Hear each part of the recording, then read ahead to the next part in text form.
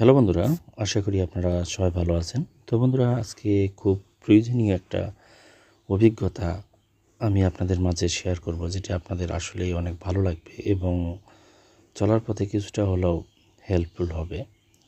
সেটা হলো বন্ধুরা, আমরা কিন্তু অনলাইন জগতে এখন বিভিন্ন ধরনের গ্যাজেটগুলো বিভিন্ন জায়গা থেকে ক্রয় করে থাকি এবং এই সময় দেখা যায় কি, ক্রয় করতে গিয়ে আমরা অনেক সময় বিভিন্ন ধরনের প্রতারণার শিকার হই এবং এতে দেখা যায় কি, আমাদের অনেক ধরনের টাকা পয়সাও কিন্তু ক্ষতিগ্রস্ত হয়ে যায়।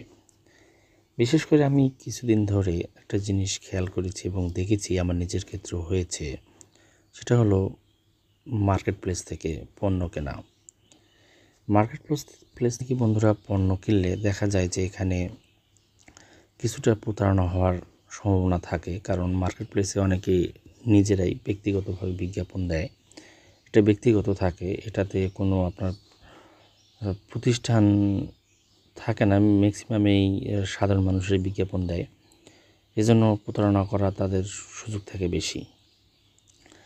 আপনি যখন দেখবেন যে কোনো যদি প্রতিষ্ঠান থেকে কোনো অ্যাড দেয়, তাহলে সেটার উপর আপনি কিছুটা হলেও বিশ্বাস করতে পারেন, কিন্তু কোনো ব্যক্তির উপর আসলে এসবে খুব ভরসা করা যায় না। কিন্তু তারপরও যদি আপনি দেখেন যে আপনার কাছাকাছি পণ্যটি আছে বা আপনি নিজে গিয়ে পণ্যটি দেখতে পারবেন, তাহলে কিন্তু আপনি মার্কেট প্লেস থেকে পণ্যগুলো কিনতে পারেন। তাছাড়া আপনি দূর থেকে যদি অর্ডার দেন, তারা চাইলে কিন্তু আপনার সাথে বিভিন্ন ধরনের উল্টাপাল্টা কাজ করতে পারে। যেমন আমার ক্ষেত্রেও করেছে, সেরকম একটা নমুনা আমি আপনাদেরকে দেখাই। আমার ক্ষেত্রেও হয়েছে। প্লেসে যাচ্ছি, যাওয়ার পর দেখুন এখানে আমি এপসন 220 প্রিন্টারের জন্য একটা অ্যাড দেখেছিলাম। একটা অ্যাড দেখুন বন্ধুরা, এই প্রিন্টারটার জন্য আমি একটা আসলে অ্যাড আমি পাওয়ার পর আমি এখান থেকে কিন্তু এটা কেনার জন্য কিন্তু আমি অর্ডার দিই। দেখুন এই প্রিন্টারটা কেনার জন্য অর্ডার দিই। এখানে প্রিন্টারের ছবি এবং ডিটেলস কিন্তু দিয়েছে। দেওয়ার পর যদিও তার ফাইলটা লক, যাই হোক এটার জন্য আমি অর্ডার দিই। দেওয়ার পর কী ঘটনা ঘটেছে তা একটু আপনাদের মাঝে শেয়ার করি।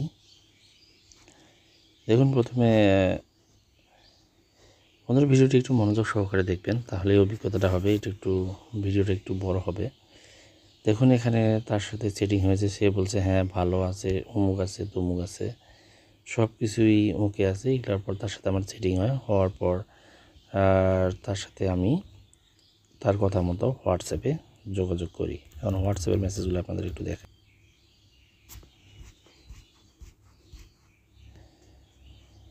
সব কিছুই হওয়ার পর বন্ধুরা হোয়াটসঅ্যাপের তার সাথে আমার কানেক্ট হয়। সে হোয়াটসঅ্যাপ নাম্বার দেয়, সেই অনুযায়ী আমি সেখানে যাই। যাওয়ার পর সে এরকম আমাকে স্ক্রিনশটগুলো দেয়।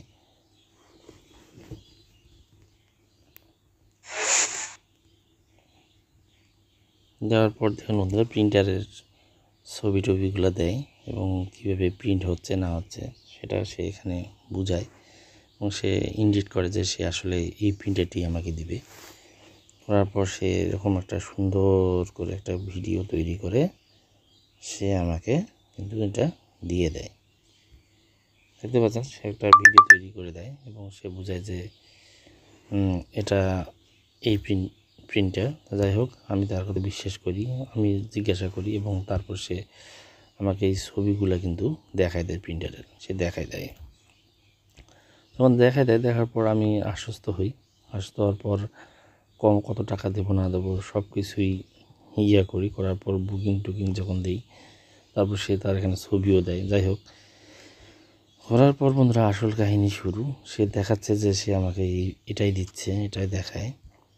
দেখার পর বিভিন্ন টালবাহানা করে, কুরিয়ার সার্ভিস বুকিং। তারপর সে বলে যে হ্যাঁ আমি বুকিং দিয়ে দিয়েছি। তারপর সে একটা মেমো দেয়। দেওয়ার পর বুঝায় যে হ্যাঁ এটা আসতেছে, কিন্তু তারপরে আমি কিন্তু তাকে কিন্তু অলরেডি কিন্তু পেমেন্টটা করে দিই। পেমেন্ট কিন্তু আমি এখানে করে দিই। করার পর দেখুন বন্ধু কাহিনী, সে দেখাইছে কি আর দেখুন প্রিন্টার পাঠাইছে কি। ওখানে ছিল এপসন 220 আর সে আমাকে এটা পাঠাচ্ছে একটা নষ্ট প্রিন্টার, ক্যানন 2772, একটা নষ্ট প্রিন্টার সে আমাকে পাঠাই দিছে। যেটা দিয়ে আসলে আমার কোনো কাজই হবে না, সেরকম একটা প্রিন্টার সে পাঠিয়ে দিয়েছে। যাই হোক বন্ধুরা, আমি অবাক হয়ে যাই। তারপর সে আমাকে আবার এরকম উল্টাপাল্টা অনেক প্রিন্টারের ছবি দেখায়। ছবি দেখার পর ইয়া করে, তারপর তার সাথে আমার একটু হালকা কথাবার্তা বা চলে, দেখুন রিসিপ্ট টিসিপ্ট। তারপর এই প্রিন্টারটি আমি তাকে পুনরায় ফেরত পাঠাই, কিন্তু তারপর থেকে আর কোনো খোঁজখবর পাওয়া যায় না। আমি তাকে কিন্তু এটা ফেরত পাঠিয়ে দিই, এবং টাকাটা কিন্তু এখন পর্যন্ত আমার বর্তমানে এখানে কিন্তু পেন্ডিংয়ে আছে। তাই বন্ধুরা, আপনাদেরকে সতর্ক করতেছি, এইসব ব্যাপারে একটু সতর্ক থাকবেন। এখন কথা হলো, আপনি এভাবে যদি না কেনেন তাহলে আপনি কীভাবে অনলাইন থেকে অর্ডার দেবেন? অনলাইন থেকে অর্ডার দেওয়ার জন্য আপনি এখানে একটা আমাদের সুন্দর সাইট আছে দারাজ। আপনি দারাজ সাইটে যেতে পারেন, দারাজে যেতে পারেন। দারাজে আপনার বিভিন্ন ধরনের পণ্যগুলো পাওয়া যায় দারাজে। আমি নিজেও কয়েকবার নিয়েছি দারাজ থেকে। আপনি চাইলে দারাজ থেকে পণ্যগুলো অর্ডার করে নিতে পারেন। এগুলো হলো একটা ব্যবসায়িক প্রতিষ্ঠান, এরা আপনার সাথে আশা করা যায় খুব একটা উল্টাপাল্টা কিছু করবে না। সব কিছুই আপনি নিশ্চিন্ত থাকতে পারেন, মার্কেট প্রাইসের তুলনায় একটু হলেও এখান থেকে পণ্য কিনে আপনি নিশ্চিন্ত থাকতে পারবেন। তাছাড়া আমি ব্যক্তিগতভাবে একটা সাইট থেকে আমি পণ্য কিনেছিলাম কয়েকবার, সেটা হলো আপনাদেরকে দেখাচ্ছি। এই যে একটা নতুন ওয়েবসাইট আছে, এটা সোয়াপ। এখানেও আপনি চাইলে পণ্য কিনতে পারেন। এখানে আপনি দেখা যাবে যে যে কোনো পণ্য অনেক আবার রেটে একটু হলেও কম পাবেন। যেমন এইরকম সাপোজ একটা, যে আপনি যদি এটা কিনতে চান, যেমন রিয়েলমি জিটি মাস্টার, এই যেটাতে যাওয়ার থেকে আপনি মার্কেট প্রাইসের থেকে একটু কম পাবেন। এখানে 28,000 টাকা হলেও আপনি এটা 24,500 দিয়ে পাবেন। এরকম হলেও এখানে একটু কম দামে একটু পণ্যগুলো পাওয়া যায়।